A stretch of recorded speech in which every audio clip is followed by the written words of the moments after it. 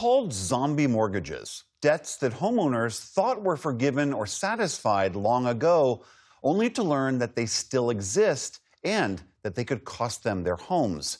Economics correspondent Paul Solman and producer Diane Lincoln Estes have our look at these back-from-the-dead debts.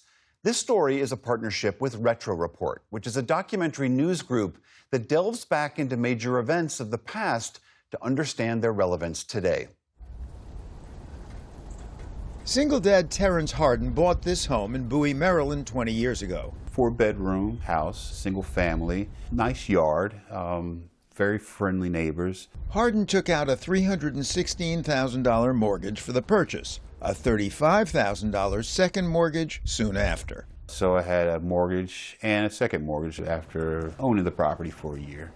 But then the housing bubble burst. Home prices plunged. Hardin, like millions of Americans, owed more than his house was worth, so he was vastly relieved to get a loan modification through a government program. The payment is very much reasonable. There is no second mortgage, and I'm able to breathe. For the next 8 years, Hardin paid his mortgage. By September 2023, he had built almost $200,000 in equity. Then his neighbor called. There was some service that was taking stuff out of my home in trash bags and plastic bags and putting it on the lawn. At which point I raced home from work in order to try to find out what was going on. I was informed by the sheriff's department that I had 4 hours to collect my belongings.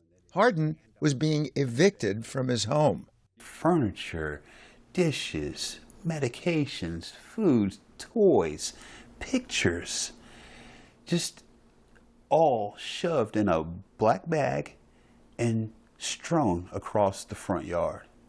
Daughter Olivia was then 14. How did you react? I just saw all of my belongings on the front lawn in black bags. I was just I was just in shock. So what happened? Kind of like a zombie in a horror film. That second mortgage Hardin believed to have been modified and rolled in with his first all those years ago had risen from the dead. A zombie mortgage is a mortgage that the borrowers thought was dead because of inactivity by the lender for so many years, and then out of the blue recently is risen from the dead, so to speak, to claim its pound of flesh. Foreclosure attorney Andy Engel explains that second mortgages were worth so little in the wake of the housing collapse that lenders simply didn't bother to collect on them. However, they did bundle these mortgages up and sell them on the secondary market, often for pennies on the dollar. The judge in New York used to talk about these loans are passed around like a whiskey bottle at a frat party. Homeowner advocate Beth Jacobson. That's what these second mortgages. They would be packaged and repackaged and repackaged and sold. And the people who bought those loans then just sat and waited. And they were waiting for market values to come back on the real estate to make those mortgages actually have value again. Post-COVID-19 pandemic, that's just what happened across the country as property values soared. And all of a sudden, those dead mortgages that had no value at all now have value, and the owners of those mortgages are filing foreclosure cases. Homeowner Terrence Hardin says he was blindsided. I got nothing from these people. I've got nothing from them. I did not find out until the day I was removed from my home that there was even a second mortgage out there. It's not bad enough that this zombie second is coming back to collect on a mortgage that you may have taken out 20 years ago and forgot about. They're adding interest every single day, even though they didn't send mortgage statements out.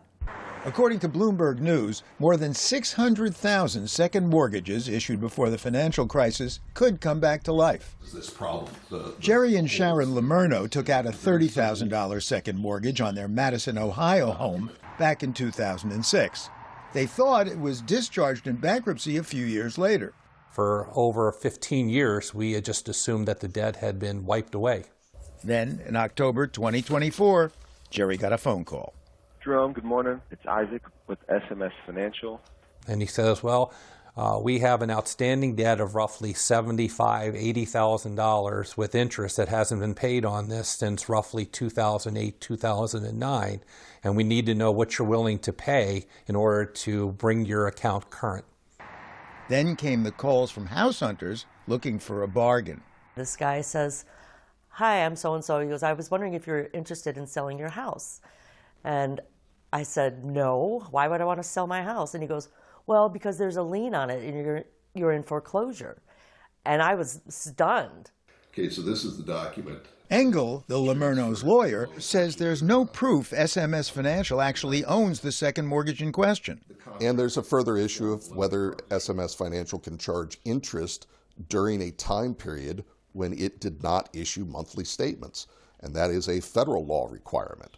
Neither SMS Financial nor their lawyers responded to requests for interviews, but in public notices, the Consumer Financial Protection Bureau warned that federal laws generally require debt collectors to provide homeowners with periodic statements. Moreover, it said, it's illegal for debt collectors to sue to collect debts past the statute of limitations. The Bureau had been investigating zombie debt collectors, but its work was essentially shut down last February by the Trump administration.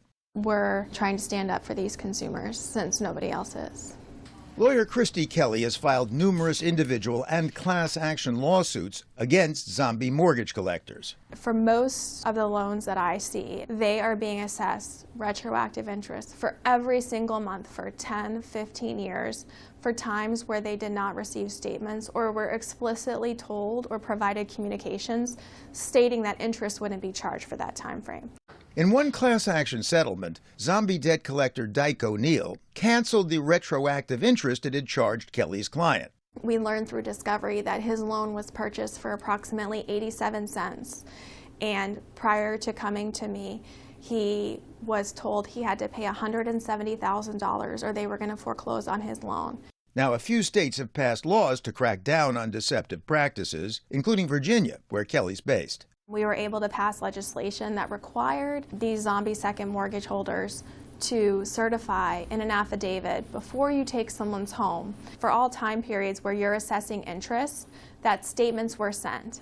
This is the Passive Income Attorney Podcast. But for debt collectors, these zombie loans are great investment opportunities. One man's toxic assets are another man's treasure.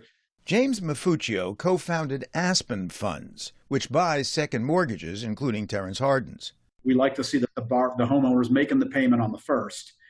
So now we know we've got a property that somebody's taken care of, for the most part. They're living in it, and they're paying down the first mortgage. So our position's actually getting stronger as they continue to pay down that first mortgage. Mafuccio has described his investment strategy on multiple podcasts, but didn't respond to our interview requests. If we buy $1 million worth of these non-performing second mortgages, we are going to receive back 2.2 to 2.5 million. It's just been consistently good for us. Good for them, not so good for the homeowner. We can reach out to the borrower. Usually they're in denial and they'll say, we don't really owe that. We thought that got charged off, whatever, you know. And so we'll start the foreclosure process. And it's really just an incentive tool because we do not like to foreclose on people.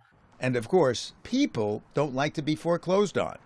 You get a lot of anxiety, a lot of fear. That fear is what motivates people to take actions.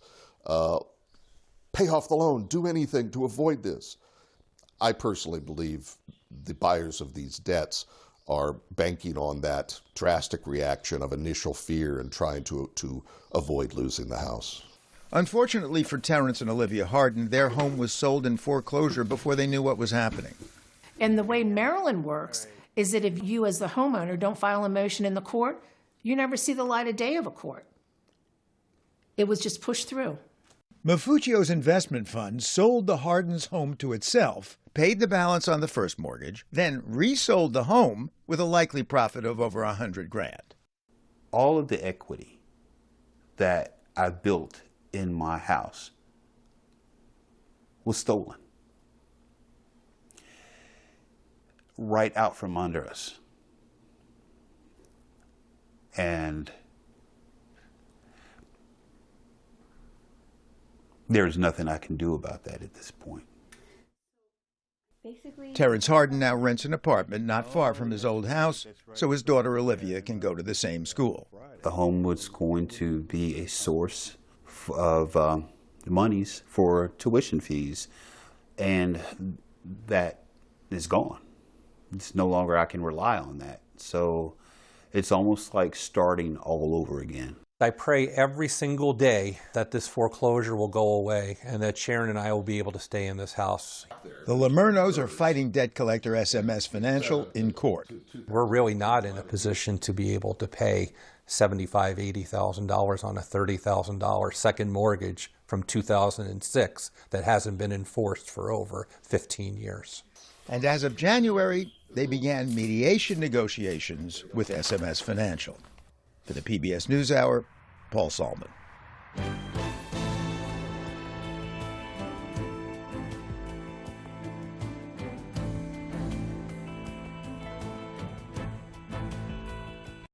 Support journalism you trust. Support PBS News.